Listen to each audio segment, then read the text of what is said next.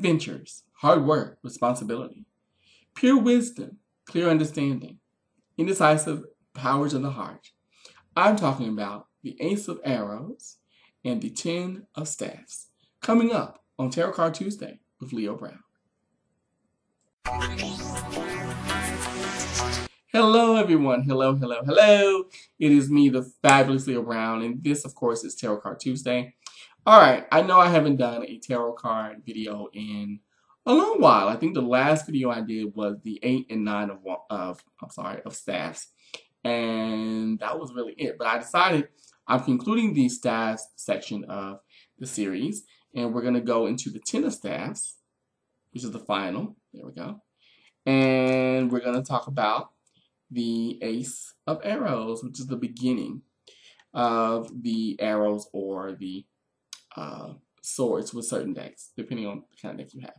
So now let's talk about the 10 of staves first. Okay. Now, and I'm sorry for the glare. Forgive me. I'm so sorry. Now, when you're dealing with tens of any kind, whether it be 10 of cups, 10 of arrows, 10 of disc, 10 of coins, pentacles, whatever. When you're dealing with a 10, you're dealing with change. 10 is a card of change. And in this case, 10 is a card of creative change. So it means that finally, the project that you've been working on for years, whether that be a business, whether that be a relationship, putting passion into your relationship, whether it be your social life, it's finally starting to come together. But, and that's great, but at the same time, you're like, wait a minute, this is a lot harder than I thought it was. You know, say, I'll give you just a real life example. Say you're trying to start a business and you finally have done it. Everything's coming together. Everything's great. But now you have to muster up clients. Now you have to get people to come to said business to spend said money so you can make money to support your business. So that's the hard part. And in this, you're dealing with creative change. Now, if you get this card in a reading, if you come to me, go to psychicleo.com. That's psychicleo.com to schedule your reading. But if you come to me or you go to anyone else, and this card comes up in a reading, it simply says that right now, you are really on the cusp of your creative venture, whether that be your business, your love life, your social life. It could be anything because, you know, this card has to do with the element of fire. And fire is very much a card of cultivation, very much a card of transformation, very much a card of change, basically, or very much an element of change, excuse me. So when you get this card in a reading, it just means that things are starting to finally look up, things are starting to finally move. Now, if you get this card in reverse, of course, it means the exact opposite. It means that right now, things are moving, but they're moving slowly. You know, your creative venture that you wanted, you didn't realize it was going to be this hard. Say you're having issues in your personal life. So it could mean that, you know, things are changing, but they're not changing fast enough. Somebody around you is being stubborn, or you yourself, you're being stubborn, and you're not changing along with your mate. You're not growing. So it's causing your relationship to remain stale, you know, or somebody's holding on to unseen anger that really doesn't need to be there anymore. Now, in terms of, you know, your social standing, it could mean that, okay, you've made friends, you've made great friends, but at the same token in time, you realize that your friends really aren't as reliable as you thought they were. They're not as dependable as you thought they were. Or say you made a move to a new city, you know, and you're completely starting fresh.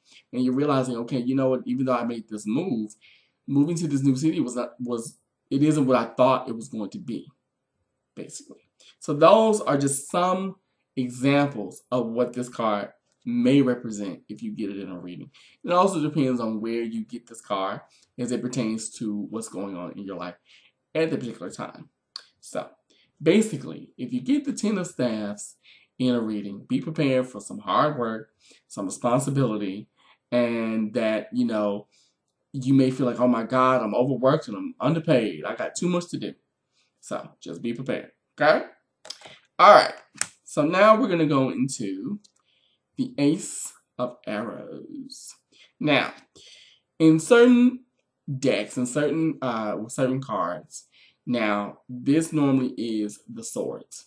And swords have to do with the central nervous system, the mind, intelligence, clarity, things like that. Clarity of the mind, communication, verbal communication, written communication, travel, things of that nature.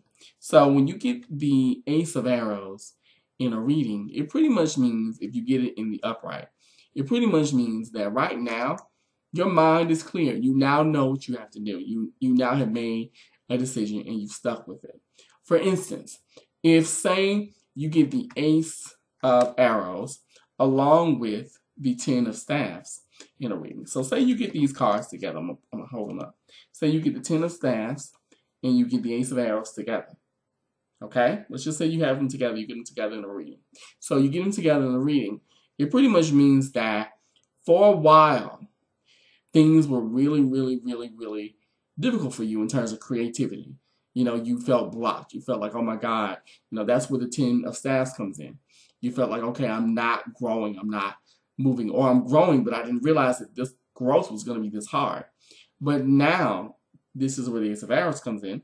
Now, you have clarity of the mind. You now know what you need to do in order for that growth to really continue and it not be as painful. Or say you're having issues with your personal life. You now know what to say. So that way there's no disagreement, there's no petty arguments. When it comes to matters of the heart, you know what to do to put yourself first. You know what to do to love yourself, basically. It's all about clarity.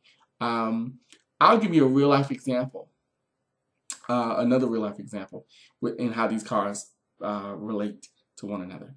I actually was debating on moving this year. I was debating on moving to either Atlanta, Georgia, or Washington, D.C. I ended up going to the D.C. area, and every day I would pull a card. And the last card that I pulled before I left was actually the Ace of Arrows. And it kind of confirmed that I had made a decision that I was going to stay where I am now. Because I was much like the Ten of Staves. I was much like the Ten of Staves, where I was like, okay, I'm growing, and this was in regards to career. I'm growing, but I'm not getting anywhere, oh my God, I didn't think it was going to be this hard. I want to go somewhere else because it might be easier, blah, blah, blah, blah. And by the time I got ready to leave the DC area, I realized, okay, you really don't need to run. You don't really need to move. And that's where the Ace of Arrows came in, because it showed that, now I have wisdom and understanding to know that when I go back home to where I am now, I can handle things better.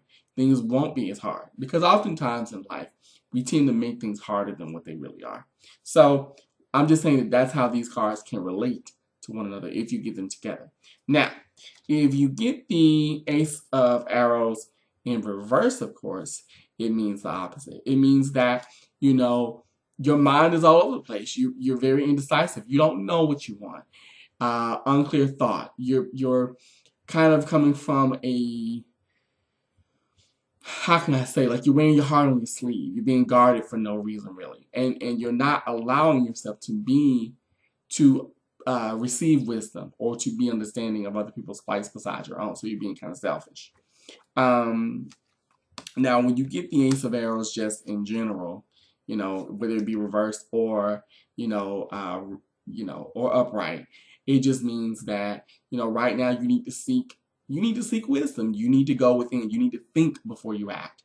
You need to really allow yourself time to clear your head, whether it means go for a walk, whether it means talk to a friend. You need to do something that can clear your head and your mind so that way you don't make the wrong decisions. And that's really pretty much it when it comes to both the Ten of Staves and the Ace of Arrows. I'm going to put them up again for you. Okay, the Ten of Staves and the Ace of Arrows. And these are just some examples of what may transpire or what may come up when you get them in a reading. It just depends. It depends on where your life is and also what your question may be too. Because it depends on where your life is, what your question may be, and what your situation is, what's really going on. If you would like to schedule a reading with me, you may contact me through my website. That's psychicleo.com. That's psychicleo.com. Also follow me on Twitter at The Real Leo Brown. Like me on Facebook at Intuitive Leo. Follow me on Instagram at The Real Leo Brown.